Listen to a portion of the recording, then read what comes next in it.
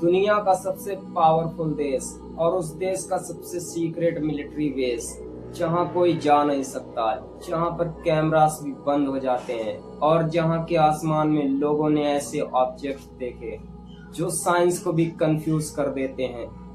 इस जगह का नाम है एरिया 51। आज हम खोलने वाले हैं अमेरिका के सबसे हिडन बेस का सच, यूएफओ, एलियन टेक्नोलॉजी और सरकारी राज जो 60 साल तक दुनिया से छुपाए गए।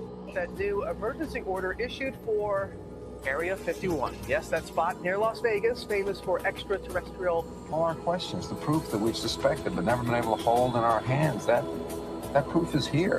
Since the late 1940s, Americans have been fascinated by a mysterious region in Nevada known as Area 51. What exactly goes on at Area 51? The Area 51. Area 51. Area 51. The Air Force has recently made public an archive of UFO reports and investigations. Are there any alien remains in area 51 Nevada desert के बीच बना एक isolated military base है। अगर आप इसके पास भी जाओ तो सबसे पहले आपको कुछ वार्निंग बोर्ड्स मिलते हैं जिन पर लिखा होता है use of deadly force authorised. अगर घुसने की कोशिश की तो सरकार गोली भी मार सकती है। ये बेस यूएस एयर फोर्स का है, मगर जो एक्टिविटीज यहाँ होती हैं उनका एक भी रिकॉर्ड, एक भी डिटेल यूएस लॉ में पब्लिक नहीं है। सन 1990 तक एरिया 51 किसी मैप में भी एग्जिस्ट नहीं करता था। सैटेलाइट इमेज ब्लर कर दी जाती थी। जब गूगल अर्थ ने पहली बार इसके आसपास की इमेज दिखाई तो लोग शॉक रह गए। इतना बड़ा बेस और इतना सीक्रेट। कोल्ड वार के टाइम अमेरिका और रशिया एक दूसरे पर नजर रख रहे थे, इसलिए 1955 में अमेरिका ने एरिया 51 बनाया। यहाँ उन्होंने U-2 spy plane, SR-71 Blackbird जैसे वर्ल्ड के डेंजरस और इंटेलिजेंस एयरक्राफ्ट टेस्ट किए।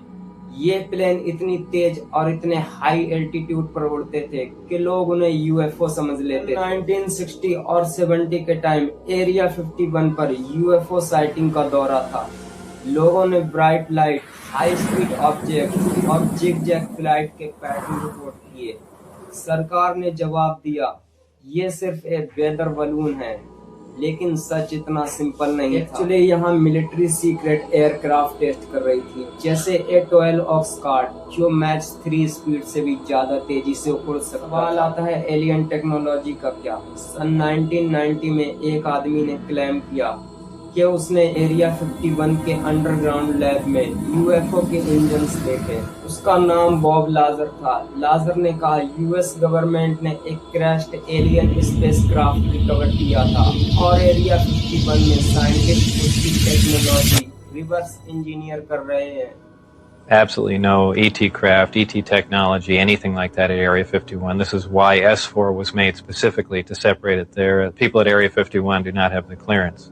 I was paid by the Department of government ने बॉब लाजर को झूठा बताया, लेकिन एक चीज कभी डिनाई नहीं की कि वो उसी लैब में काम करता था। एरिया 51 के आसपास सीसीटीवी कैमरास, थर्मल सेंसर और मोशन डिटेक्टर्स लगे होते हैं। हमेशा नो फ्लाई जोन होते हैं। ड्रोन ले जाओ, फोन ऑन रखो या कैमरा यूज करो, बात जेल तक जा सकती है। लोगों ने अटेम्प्ट किया था, उनको इमीडिएटली अरेस्ट कर लिया गया।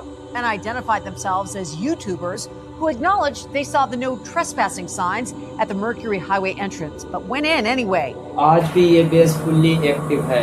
एक्सपर्ट के हिसाब से यहाँ new generation hypersonic aircraft test हो रहे हैं, जिनका स्पीड मैच 5 से भी ज्यादा है। काफी लोग कहते हैं कुछ चीजें ऐसी हैं जो दुनिया को शॉक कर सकती हैं, इसलिए गवर्नमेंट उन्हें छुपा कर। एरिया 51 सच, झूठ या एक बड़ा कवर अप, लेकिन एक बात क्लियर है, जहाँ सेक्रेसी ज्यादा होती है वहाँ थ्योरीज भी उतनी ही बढ़ जाती है। मैं हूं अल्तमस रजा और आप देख रहे थे एक ऐसी कहानी जिसको दुनिया का सबसे बड़ा मिलिट्री सीक्रेट माना जाता है।